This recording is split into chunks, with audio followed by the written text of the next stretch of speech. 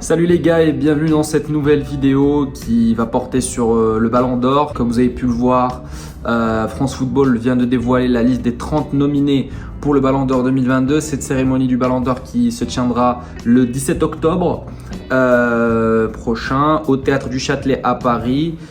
Pour ceux qui ne le savent pas, cette année-là, le Ballon d'Or a complètement changé, ou plutôt le format du Ballon d'Or a complètement changé, puisqu'on va plutôt se référer sur les performances d'une saison plutôt que d'une année. Parce que les éditions précédentes, on se référait surtout sur les statistiques et performances d'un joueur lors d'une année civile. Mais cette année, France Football a décidé de complètement changer de format et de se baser justement sur les performances et statistiques d'un joueur sur une saison qui va de septembre jusqu'à mai-juin. Puisque d'habitude, la cérémonie se tenait vers la fin de l'année, c'est-à-dire l'année dernière, elle s'est tenue vers décembre, il me semble, ou novembre, quelque chose comme ça. Là, on l'a un peu fait reculer d'1 ou 2 mois. Ce qui explique ce changement. En tout cas les gars, pour ceux qui n'ont pas vu la liste détaillée du Ballon d'Or, je l'ai devant moi. Il y a 30 joueurs qui ont été nommés et il y a aussi une liste d'absents de ce Ballon d'Or, enfin, des joueurs qui auraient peut-être pu rentrer dans ce classement-là. Il y en a beaucoup, mais vous allez peut-être pas être d'accord avec moi, mais en tout cas moi j'ai fait une liste des joueurs qui auraient pu, c'est pas des joueurs qui méritent d'être dans le classement, c'est des joueurs qui auraient pu être dans le classement parce que j'ai vu la liste et j'ai vu qu'il y a 1 ou 2 joueurs qui sont dans la liste mais qui, je sais pas, je me suis posé des questions, je me suis dit qu'est-ce qu'ils font là, est-ce qu'ils méritent vraiment d'être nominés? Donc tout d'abord on a Thibaut Courtois, puis après Raphaël Leao, le joueur de l'AC Milan, Christopher Nkunku, le joueur de Leipzig, Mohamed Salah de Liverpool, Joshua Kimmich du Bayern Munich, Trent Alexander-Arnold de Liverpool, Robert Lewandowski qui a fait sa saison avec le Bayern mais qui est maintenant joueur du Barça, Bernardo Silva de Manchester City, Vinicius Junior de Real Madrid, Luis Diaz de Liverpool, Karim Benzema du Real Madrid, Fabinho de Liverpool, Riyad Mahrez de Manchester City, Heung-min Son de Tottenham, Casemiro du Real Madrid, Phil Foden de City, Harry Kane de Tottenham, Sadio Mané qui a fait sa saison avec Liverpool mais qui joue au Bayern maintenant. Puis on trouve Darwin Nunez qui a fait sa saison avec Benfica mais qui vient de rejoindre Liverpool, Mike Maignan de l'AC Milan, Kevin De Bruyne de Manchester City, Sébastien Haller qui a fait sa saison avec l'Ajax et qui est maintenant avec le Borussia Dortmund. D'ailleurs, on tient à lui souhaiter un prompt rétablissement parce qu'il vient d'être opéré pour une tumeur dans les testicules, ce qui va peut-être l'empêcher de jouer pendant un moment maintenant. Donc on espère le revoir sur les terrains prochainement.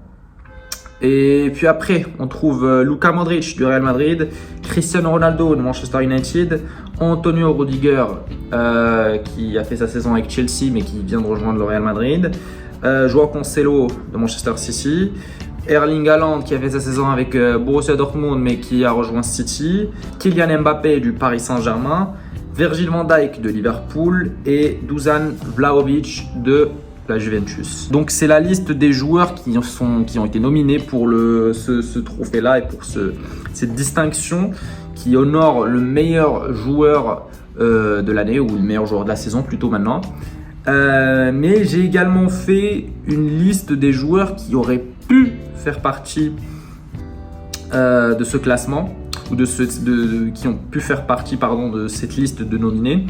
Tout d'abord, le gardien Alisson Becker de Liverpool, un des meilleurs gardiens du monde, qui je pense mérite d'être dans cette liste, malgré le fait qu'on trouve seulement 2 gardiens dans cette liste de 30 nominés, qui sont Courtois et Maignan.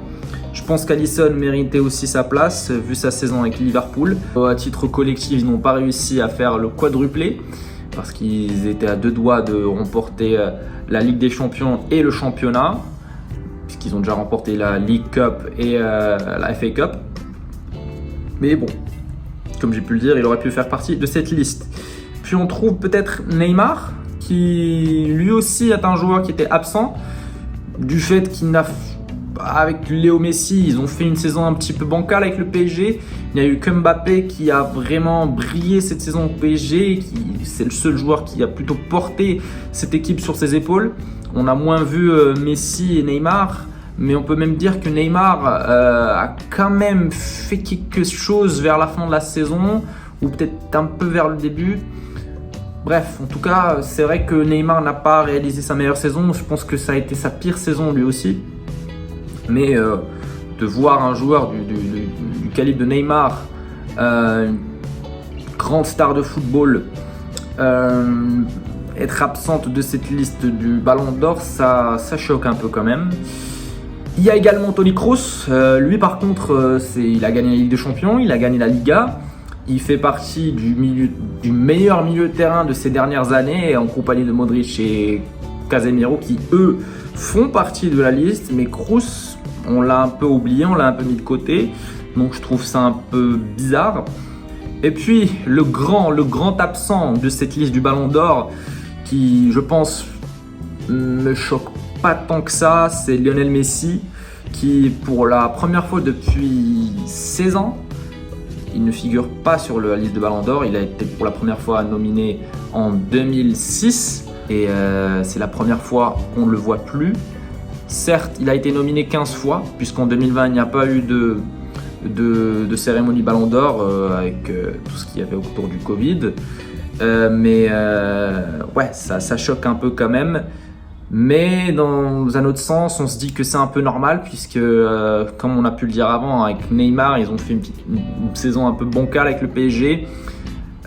Messi, on ne l'a pas senti vraiment impliqué dans le jeu du PSG. On n'a pas vraiment senti le vrai Messi. On a vu un joueur nonchalant qui n'avait pas envie vraiment de jouer, qui était triste au PSG, parce que quand on le voyait jouer en Argentine, c'était un tout autre joueur. Et c'est là où on se rend compte vraiment que ce n'est pas parce qu'il a pris de l'âge ou parce qu'il a vieilli ou parce qu'il est plus en forme. Non, ce n'est pas ces raisons-là qui font que Messi, ou même il y en a qui disent que la Ligue 1 est trop compliquée pour Lionel Messi. Ça c'est de l'hallucination totale.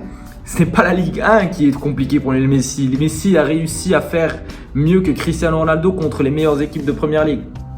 Donc ce n'est pas ça la question. La question, c'est le problème plutôt qui se pose, c'est que Messi, comme il a pu le dire dans une interview, c'est que il était triste. Il était triste au PSG. Au moment où il a quitté le Barça, plutôt, c'était, je pense, sa plus grande tristesse depuis qu'il a commencé à jouer au football. On l'a jamais vu aussi triste et aussi malheureux de toute sa carrière. Mais donc, je pense qu'il avait besoin de ce temps d'adaptation qui a pris 1 an ou une saison. Et maintenant, on le voit avec un autre visage, avec ce début de saison du PSG. On le voit très conquérant, très en forme, très compétitif, très impliqué dans le jeu offensif du PSG, en marquant des buts, en donnant des passes décisives. Donc, on espère revoir le grand Messi, on espère le voir faire une très bonne saison avec le PSG. Et donc Messi et Neymar, ils ont fait un très beau début de saison avec le PSG. Ils ont fait de belles performances. Et tout ça sans Mbappé. Donc si on rajoute Mbappé à ceci, je pense que ça peut faire du mal cette saison au PSG.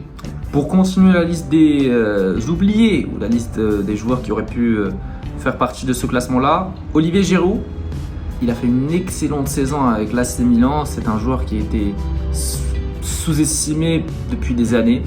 Je trouve que cette saison-là, il a été monstrueux avec l'AC Milan. Il a été extrêmement décisif avec ce club-là et c'est en partie grâce à lui que l'AC Milan a remporté le Scudetto, puisqu'il a marqué pas mal de buts. Donc franchement, à la place de Vlahovic, qui est un joueur de la Juventus, le club qui n'a rien fait cette saison, je pense que Giroud méritait sa place à la place de Vlahovic, très honnêtement. Puis après, on trouve Thiago Alcantara. C'est pour moi un joueur qui est très beau à regarder.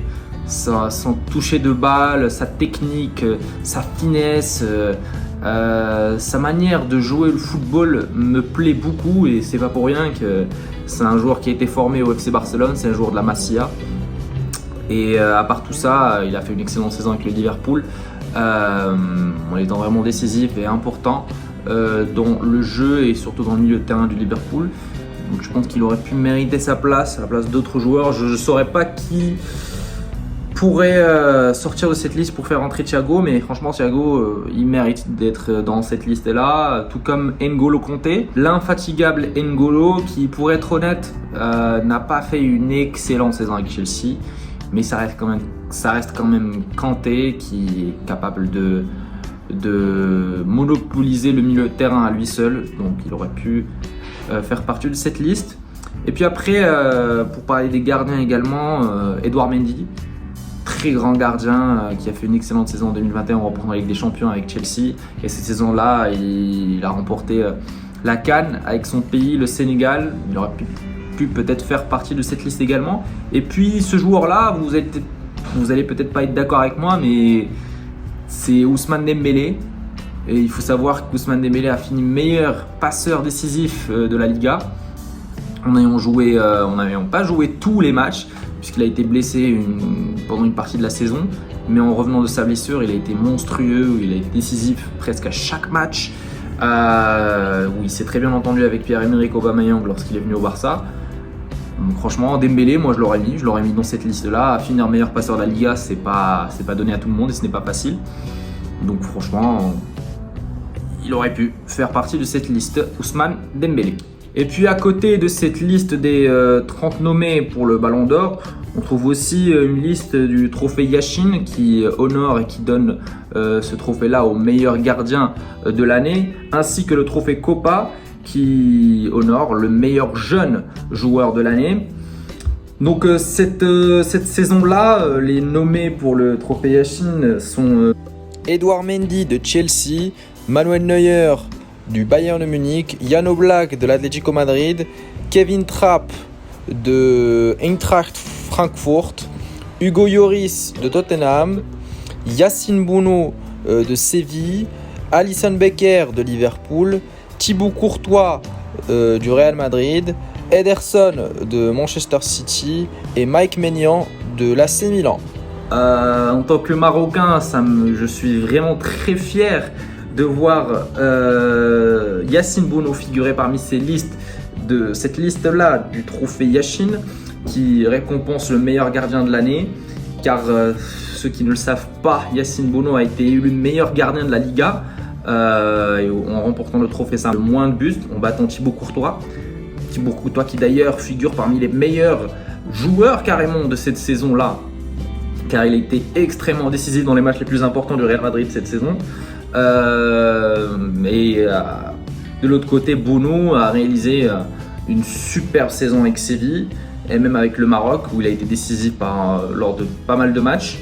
Mais on l'a plus vu honnêtement avec Séville cette saison-là, donc vraiment félicitations pour lui. Rien que d'être nominé, c'est une énorme fierté pour nous les Marocains de voir Bounou nommé pour ce prix, et il peut peut-être le remporter, on ne sait jamais, parce que ça reste quand même Bounou et ça reste un gardien qui a battu Thibaut Courtois pour le trophée de Zamora en Liga. Mais si on doit être réaliste, je pense que ce trophée-là, on va plutôt le donner à Thibaut Courtois parce que statistiquement, il a été monstrueux cette saison. Et surtout en Ligue des Champions, Yacine Bounou, on l'a moins vu que Thibaut Courtois. Donc c'est ce qui va se faire normalement. Et pour le trophée de Copa, les nominés sont Adeyemi, Bellingham, Gavi, Gravenberch, Camavinga, Nuno Mendes, Musiala, Gvardiol, Saka et Wirtz. Et honnêtement, moi je vois qu'un seul joueur capable de remporter ce trophée-là, le trophée de Copa. Après peut-être c'est un avis peut-être subjectif vu que je suis un très grand fan du Barça, mais Gavi quand même, tout ce qu'il a réalisé cette saison, en oubliant un peu les performances du Barça, en oubliant sa saison un peu catastrophique où ils sont sortis sans aucun titre, mais Gavi franchement il a été incroyable. Il n'a que 18 ans et on voit que c'est un joueur très caractériel et que c'est un joueur qui impose son jeu sur le terrain et surtout dans le milieu de terrain, que ce soit avec le Barça ou même avec l'Espagne, où il a gagné vraiment confiance, où il a gagné la confiance de Luis Enrique qui mise beaucoup sur lui. Je pense qu'à l'âge de 18 ans, il a déjà 10 sélections, un truc comme ça. Rien que ça, il mérite d'avoir cette récompense de Copa car je pense que oui, les autres joueurs sont bons, Bellingham est bon, Camavinga est bon, Gravenberch est bon, Nuno Mendes aussi, etc. Mais Gavi, il a été étincelant cette saison, on a beaucoup parlé de lui. Et même moi, je pense que j'ai plus entendu parler de Gavi que des autres joueurs. Même si, voilà, ils sont tous talentueux, ils sont tous très bons, mais Gavi, je pense qu'il se distingue de cette liste-là et de ces joueurs-là et mérite ce trophée de Copa. On va pas parler du Ballon d'Or féminin car je connais pas trop les joueuses, sans manquer de respect aux femmes. Mais voilà, je connais seulement quelques joueuses du Barça. Je pense pas qu'Alexia Putellas l'aura cette année. Elle n'a pas fait une énorme saison comme l'année d'avant. Mais peut-être qu'une Lyonnaise va le remporter vu que c'est Lyon qui ont gagné la Ligue des Champions. Je ne sais pas, mais en tout cas, je ne vais pas me prononcer dessus parce que je ne m'y connais pas trop, tout simplement. Et puis, il y a une question qui se pose aussi, dont on a oublié de parler, c'est pourquoi Cristiano Ronaldo figure dans la liste des 30 nominés, mais pas Lionel Messi? Parce que quand on voit ce que France Football a fait comme réforme, il mise plus aujourd'hui sur les statistiques individuelles plutôt que sur les statistiques collectives. Quand on dit statistiques collectives, c'est-à-dire les trophées remportés par les équipes dans lesquelles ces joueurs-là jouent. Ronaldo et Messi, tous les deux, ils n'ont remporté aucun trophée. Enfin, si, Messi a remporté la Ligue 1. Cristiano Ronaldo n'a rien gagné. Ça, c'est sur le plan collectif et sur le plan individuel. Cristiano, je pense qu'il a marqué 24 buts, toutes compétitions confondues. Elle a délivré 3 passes décisives. Tandis que Léo, il n'a marqué que 11 buts, toutes compétitions confondues, et a délivré 14 passes décisives. Et franchement, la différence se trouve dans le sens où Messi, la saison d'avant avec le Barça, il a fini la saison avec, je pense, une quarantaine de buts et une douzaine de passes décisives. Son ratio de passes décisives n'a pas vraiment diminué, il a fait 14, il a même fait mieux cette saison. Il a plus été organisateur de jeu, il a plus été meneur que buteur cette saison, alors que les années d'avant, ou les saisons d'avant, il faisait les deux. Et je pense que c'est ce qui a fait tâche pour lui, et c'est ce qui peut-être qu'il l'a empêché d'être figuré dans cette liste, alors que Cristiano aussi, parce que Cristiano ce n'est pas un meneur, Cristiano a toujours été un buteur. Cristiano, quand il ne marque pas, il ne fait pas un bon match. Et on ne parle pas de lui. Quand il marque, on parle de lui. Alors que Messi, quand il ne marque pas, on peut parler de lui parce qu'il aurait fait peut-être une masterclass où il aurait délivré des passes lumineuses et aidé son équipe offensivement à gagner. Alors que Cristiano, il faut juste lui poser un bon ballon dans la surface de réparation pour qu'il puisse marquer. Bon, après, il est doué, il peut marquer dans différentes positions sur le terrain, mais il sait très bien que c'est un renard de surface aujourd'hui, Cristiano Ronaldo. Donc c'est pour ça qu'il figure un peu dans cette liste-là. Même si, supposons qu'on additionne et qu'on additionne les buts et les passes décisives pour voir la contribution des buts des deux joueurs, Messi il est à 25 et Cristiano il est à 27, donc on ne trouve pas une énorme différence. Mais comme j'ai pu vous l'expliquer, c'est juste que Messi, au niveau des buts, il a un peu marqué moins de buts, largement moins de buts que l'année d'avant. On ne peut même pas dire qu'il a marqué la moitié des buts de sa saison précédente avec le Barça, alors que Cristiano, il garde quand même un bon ratio. Bon, il diminue petit à petit au fil des années, mais à l'image de la saison de Manchester United qui a été un peu catastrophique, Cristiano Ronaldo a toujours été là et s'est toujours battu pour le trophée du meilleur buteur de la Première Ligue avec Salah et Son. Donc il a toujours été derrière eux dans la course. Donc c'est ce qui fait un peu la différence, comme j'ai pu vous le dire. Maintenant, pour finir cette vidéo, j'avais envie aussi de vous partager mon top 10 de ce Ballon d'Or. Parce que j'ai vu les joueurs, j'ai vu les nominés et je me suis dit pourquoi pas faire un top 10, je peux pas faire un top 30, ça va être un peu trop compliqué. Mais un top 10 ça peut être pas mal puisque j'ai sélectionné pour moi, ça ne reste que mon avis personnel. Vous pouvez ne pas être d'accord avec moi, si vous n'êtes pas d'accord, commentaire. Alors, en 10e position, j'ai mis Robert Lewandowski qui, malgré le fait qu'ils n'ont pas fait une énorme saison au niveau européen, en se faisant sortir par le Villarreal en quart de finale, Au niveau national ou au niveau local plutôt, bon, ce n'est pas une surprise, ils ont toujours remporté la Bundesliga et même en titre individuel de Robert Lewandowski, je pense qu'il a fini meilleur, je pense qu'il a fini sous les d'or européens. Donc rien que pour ça, il mérite d'avoir cette 10e place. À la 9e place, Antonio Rudiger qui a fait une excellente saison avec Chelsea, ce qui a poussé le Real Madrid à le recruter. Malgré le fait qu'ils aient déjà deux grands défenseurs qui ont fait une énorme saison avec le Real, qui sont Militao et Alaba. Mais Rudiger s'est quand même distingué cette saison-là. Il a même fait, je pense, une meilleure saison que Van Dijk. Et pour moi, je pense qu'il a été le meilleur défenseur en Première Ligue. Et c'est sa manière de jouer, sa férocité, son envie de gagner et la niaque qu'il a sur le terrain, elle a fait beaucoup de différence cette saison-là. Donc il mérite de faire partie de cette liste. Puis on trouve Mohamed Salah, sans surprise. Mohamed Salah, il a toujours fait partie, je pense, du top 10 depuis des années maintenant. Il n'a pas fait sa meilleure saison, certes, mais il a été décisif avec Liverpool. Donc Salah, il a fini meilleur buteur et meilleur passeur de cette première ligue, meilleur buteur en ex-aequo avec Heung-min Son, mais il a aussi fini meilleur passeur et meilleur joueur. Donc il mérite d'avoir cette 8e place. Puis en 7e place, Bernardo Silva, un joueur exceptionnel, le chouchou de Guardiola ce jour-là, qui est d'ailleurs scruté par le FC Barcelone qui a envie de le recruter. A été monstrueux cette saison-là. Donc que ce soit en Première Ligue, en Ligue des Champions, martyrise tout le monde au milieu du terrain et surtout c'est un joueur qui est très offensif, donc il mérite cette 7e place pour moi. En 6e place, son compatriote Kevin De Bruyne, qui sans surprise lui aussi est un joueur de classe mondiale depuis des années et toujours a mérité d'être dans le top 10 depuis des années. Puis en 5e position, le retour de Luka Modric, le joueur qu'on n'a pas trouvé en 2021, qui a été exclu de la liste des 30 nominés. Maintenant, il est de retour, de force, puisqu'il a fait une excellente saison avec le Real. En étant décisif face au PSG, on se rappelle de ce match, en étant décisif dans la majorité des matchs du Real Madrid en Ligue des Champions. À l'âge de ses 36 ans, il est toujours bon. C'est un joueur qui ne vieillit jamais, on a l'impression, c'est exceptionnel.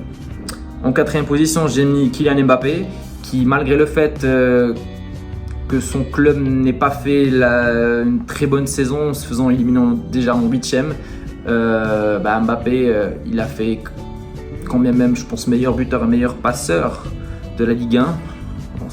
Donc c'est trop facile pour lui la Ligue 1. Donc en Ligue des Champions, il a quand même essayé de faire de son mieux. Il a quand même marqué beaucoup de buts pour le PSG dans cette compétition, mais il ne peut pas faire tout à lui seul. Son équipe n'a pas été à la hauteur dans cette compétition. Puis le top 3, maintenant en 3e position, Thibaut Courtois. Ce gardien-là a été partout cette saison-là et je pense sans lui, le Real n'aurait pas remporté la Liga et la Ligue des Champions. Certes, Benzema a été monstrueux, il a été pour moi le meilleur joueur de l'équipe, mais Courtois est quand même décisif parce qu'il a empêché les équipes adverses de marquer des buts contre lui, ce qui est très important également. Donc il mérite d'être en podium. 2e place, Sadio Mané. À titre individuel, il a été monstrueux quand même, il a été décisif avec Liverpool dans tous les matchs, même en Ligue des Champions, en les ayant menés jusqu'en finale. Il a quand même été décisif en Coupe d'Afrique des Nations, il ne faut pas oublier, qu'il a gagné d'ailleurs avec le Sénégal, donc ça compte également. Donc pour moi, il mérite une belle 2e place. Et puis le premier, celui qui a été 4e l'année dernière, celui qu'on a dit qu'il méritait d'être au moins 2e l'année dernière derrière Messi, c'est Karim Benzema. Cette année-là, je pense qu'à l'unanimité, tout le monde est d'accord que Karim, cette saison-là, il a été à lui. Il a été sur le toit du monde cette saison avec le Real.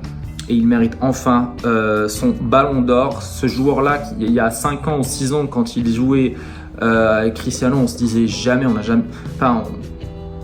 jamais qu'il allait remporter un jour le ballon d'or parce qu'on mettait tout le temps des joueurs comme Harry Kane, Robert Lewandowski, Luis Suarez et j'en passe au-dessus de lui. quand on comparait ou quand on disait qui est le meilleur neuf du monde, maintenant aujourd'hui Benzema a su prouver que c'est un numéro 9 pas comme les autres. C'est un neuf qui est très polyvalent, qui fait des fois un faux neuf, qui fait un neuf, un renard de surface, où il peut même être des fois meneur. C'est un joueur hyper créatif et on aime le voir jouer. Et même moi personnellement, fan du Barça, j'adore le voir jouer. Et j'aurais tellement kiffé voir jouer Benzema un jour au Barça. Donc pour moi, il mérite son ballon d'or et il l'aura. Et voilà les gars, ça sera tout pour cette vidéo. Dites-moi en commentaire si vous n'êtes pas d'accord avec tout ce que j'ai dit, si vous n'êtes pas d'accord avec mon top 10, si vous n'êtes pas d'accord avec la liste des absents, etc. Et puis n'oubliez pas de liker, de vous abonner comme d'habitude et on se retrouvera pour une prochaine vidéo. Ciao ciao.